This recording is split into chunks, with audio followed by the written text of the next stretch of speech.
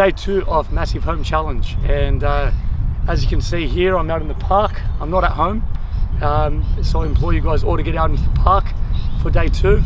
And day 2 we're focusing on short distance running, 200 meters, 100 meters and 50 meters. We're going to do those all on 5-minute sets, working on an EMOM, and I really want you guys to take time to focus on your running technique. Now, if you think about the exercises that we warm up with for a running day, high knees, butt kicks, power skipping, and so on. Today's routine was high knees, butt kicks, and power skipping.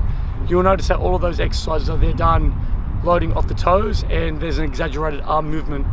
So while we're doing these runs here on the 200, 150 meter distance, and we're going to be doing them versus recovery, let's make sure that we focus on those things there.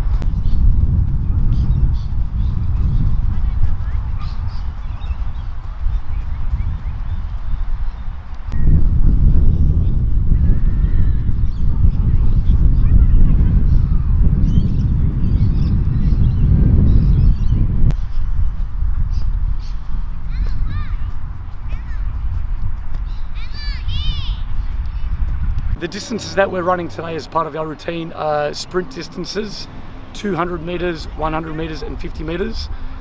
The technique that we've got to be using on our sprint distances has got to be more aggressive than what we do on our long distances, say for example 1 kilometer and up.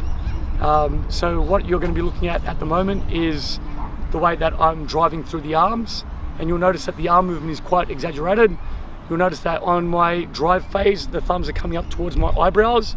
And you'll notice that my torso is always going to be not fully rigid, but it's going to be quite strong. So we don't want to be sloppy when we're running in these short distances. We want to hold some good strength in there through our body so we can maintain good drive coming off the floor.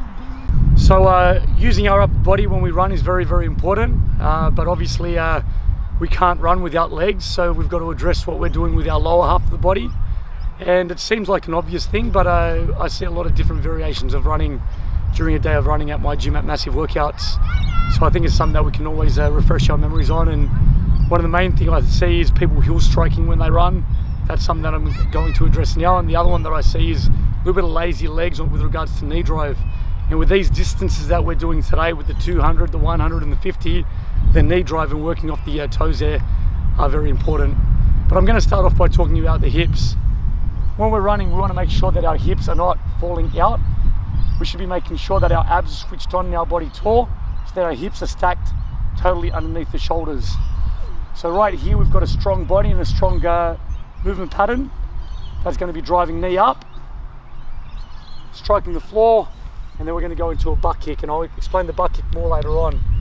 So if our hips are out here, we get a loose pattern happening through our hips, and we can't generate power out of that. So making sure that our hips are stacked is one thing. The next part is a knee drive. I see people driving out, kicking out rather than driving up. And that's where we're losing a lot of power. And I would like to demonstrate that if the knees are driving up, the harder they come up, the harder they've got to come back down. And the harder they come down, the more power we're going to get coming off the floor. So we're going to get this like piston-like movement is what's going to generate our speed, as opposed to kicking out movement. Thirdly, with regards to the lower body, we're talking about heel striking versus toe striking. And while we're running, we should be actually working into that movement there. Working off the widest part of the foot, let's say around the ball of the foot there. And if we're coming around, we're working into that striking motion with that front portion of the foot.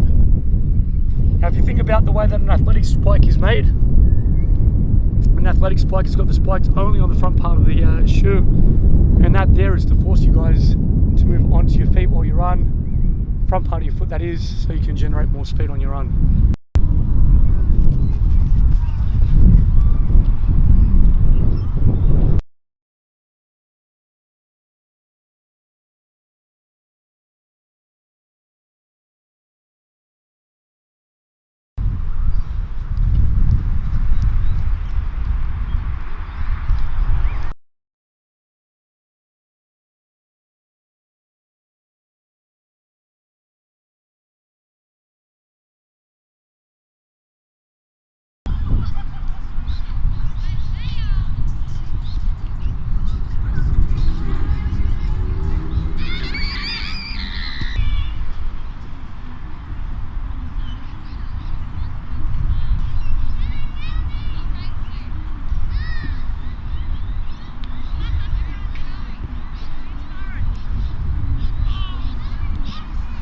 How's the technique?